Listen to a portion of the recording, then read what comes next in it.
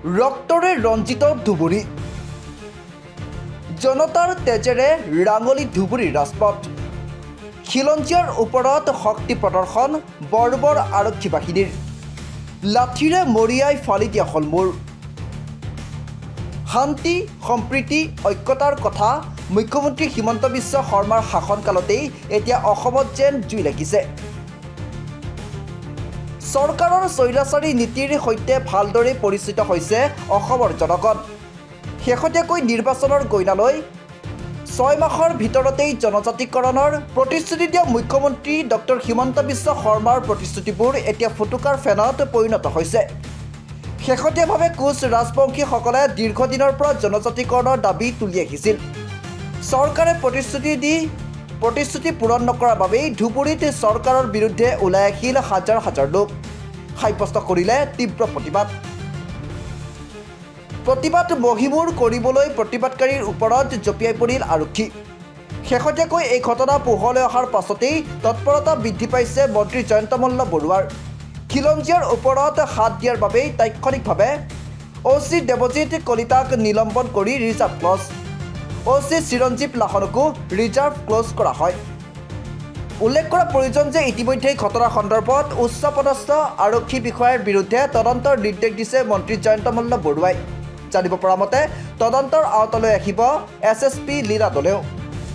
আনহাতে ধুবুৰীত বৰ্তমান সময়তো শান্ত হোৱা নাই প্ৰতিবাদৰ দাৱানল 12 ঘণ্টীয়া বন্ধৰ আহ্বানেৰে অব্যাহত আছে তীব্ৰ প্ৰতিবাদ যোৱাকালি আমাৰ আক্ৰা সৰু কোচ ৰাজবংশী ছাত্ৰ সন্থাই যি আমাৰ জনজাতিকৰণ আৰু কমতাপুৰৰ দাবীত যি জোৰ সমদল উলিয়াইছিল সেই সমদলত যি আমাৰ গৃহ বিভাগ এই গৃহ বিভাগে মানে এনেকুৱা ধৰণৰ আমাৰ জাতিটোক বা আমাৰ ছাত্ৰ সন্থাক এনেকুৱা ধৰণে বৰ্বৰ মানে ব্যৱহাৰ কৰিছে এই ঘটনাক আমি সৰু কোচ ৰাজবংশী ছাত্ৰ সন্থাই গৰিহণা দিছোঁ ধিক্কাৰ দিছোঁ অনাগত দিনত যাতে আমাৰ অসম চৰকাৰখনে এনেকুৱা মানে গৃহহীন মানে স্বৈৰতান্ত্ৰিক ব্যৱস্থা যাতে নলয় আমাৰ জাতিটোক যি মানে শোষণ নিষ্পাদন কৰিবলৈ আজি মানে উঠি পৰি লাগিছে ইয়াৰ প্ৰত্যুত্তৰ আমি দিবলৈ কিন্তু আমি সাজি আছোঁ তামোলপুৰৰ পৰা আমি সকীয়াই দিব বিচাৰিছোঁ যে ধুবুৰী জিলাৰ এছপিক অতি মানে 24 ঘণ্টাৰ ভিতৰত যাতে নিলম্বন কৰে আৰু অন্যথা আমি 24 ঘণ্টাই সময়সীমা বান্ধি দিলোঁ যে অন্যথা আমি ইয়াতকৈ কিন্তু ভয়াৱহ আন্দোলন গঢ়ি তুলিবলৈ বাধ্য হ'ম আৰু লগতে আৰু যদি এই বিজেপি চৰকাৰখনে যদি আমাৰ ভূমিপুত্ৰ ৰাজবংশীসকলৰ মানে যি অত্যাচাৰ তেওঁলোকে সহ্য কৰে বা যদি তেওঁলোকৰ ব্যৱস্থা এখন নলয় তেতিয়াহ'লে কিন্তু আমি এই অনাগত নিৰ্বাচন তথা 2026 চনৰ যি বিধানসভা নিৰ্বাচনত আমি প্ৰত্যুত্তৰ দিয়াৰ কাৰণে সাজু আছোঁ আৰু আমি 24 ঘণ্টাৰ ভিতৰত ধুবুৰী জিলাৰ এছপিক আমি নিলম্বন কৰাৰ কাৰণে আমি সদৌ কোচ ৰাজবংশী ছাত্ৰ সন্থাৰ পৰাই আৰু তামোলপুৰ জিলা ছাত্ৰ সন্থাৰ পৰা আমি দাবী জনাইছোঁ পূব ধুবুৰী জিলা আক্ৰাসুৰ উদ্যোগত যোৱাকালি গোলককুঞ্জত সদৌ কোচ ৰাজবংশী ছাত্ৰ সন্থাই কোচ ৰাজবংশীসকলৰ দীৰ্ঘদিনীয়া দাবী পৃথক কমতাপুৰ আৰু জনজাতিকৰণৰ দাবীত এক প্ৰতিবাদী কাৰ্যসূচী ৰূপায়ণ কৰিছিল সম্পূৰ্ণ গণতান্ত্ৰিকভাৱে আৰু শান্তিপূৰ্ণভাৱে সেই সমদল ওলোৱা হৈছিল কিন্তু অসম চৰকাৰৰ গৃহ বিভাগে অৰ্থাৎ ধুবুৰী এছপিৰ নেতৃত্বত অসম পুলিচে যি সেই শান্তিপূৰ্ণভাৱে সমদল ওলোৱা কোচ ৰাজবংশী ছাত্ৰ সন্থাৰ ওপৰত বৰ্বৰ আক্ৰমণ কৰিলে সেই আক্ৰমণত বহুত পুৰুষ মহিলা আহত হৈছে আনকি আমাৰ কেন্দ্ৰীয় সমিতিৰ সভাপতি সম্পাদক আঘাতপ্ৰাপ্ত হৈছে তাৰ বাবে আমি সদৌ কোচ ৰাজবংশী ছাত্ৰ সন্থাই আজি তামোলপুৰ জিলাৰ আক্ৰাসুৰ অন্তৰ্গত এই তামোলপুৰ জিলাৰ মাজমজিয়াত অসমৰ মুখ্যমন্ত্ৰী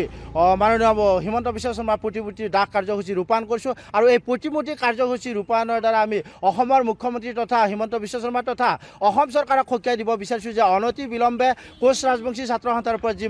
অমানসিক অত্যাচাৰ কালি কৰিলে ধুবুৰী জিলা প্ৰশাসনে তাৰ ওপৰত বিহিত ব্যৱস্থা গ্ৰহণ কৰিব লাগে লগতে ধুবুৰী জিলা আৰক্ষী অধীক্ষকক অনতি পলমতে নিলম্বন কৰিব লাগে অন্যথা আমি সদৌ কোচ ৰাজবংশী ছাত্ৰ সন্থাই আজিৰ বাহিৰেও আৰু এনেকুৱা ধৰণৰ জংগী আন্দোলন কৰিবলৈ বাধ্য হ'ম আৰু আমি এই BTC নিৰ্বাচনৰ প্ৰাক মুহূৰ্তত অসম চৰকাৰ তথা বিজেপি চৰকাৰখনক সকীয়াই দিব বিচাৰিছোঁ যে কোচ ৰাজবংশীসকলে যি প্ৰাপ্য অধিকাৰৰ বাবে আন্দোলন কৰি আছে এই আন্দোলন মষিমূৰ কৰাৰ কাৰণে যাতে অসম চৰকাৰৰ গৃহ বিভাগে এই কোচ ৰাজবংশীসকলৰ ওপৰত অত্যাচাৰ নকৰে তাৰ বাবে আমি সদৌ কোচ ৰাজবংশী ছাত্ৰ সন্থাই পুনৰবাৰ সকীয়াই দিছোঁ আৰু অন্যথা আমি সদৌ কোচ ৰাজবংশী ছাত্ৰ সন্থাই BTC নিৰ্বাচনত এই বিজেপি চৰকাৰখনক উচিত প্ৰত্যুত্তৰ দিবলৈ বাধ্য হ'ম নিউজ ৰিপোৰ্ট NV Live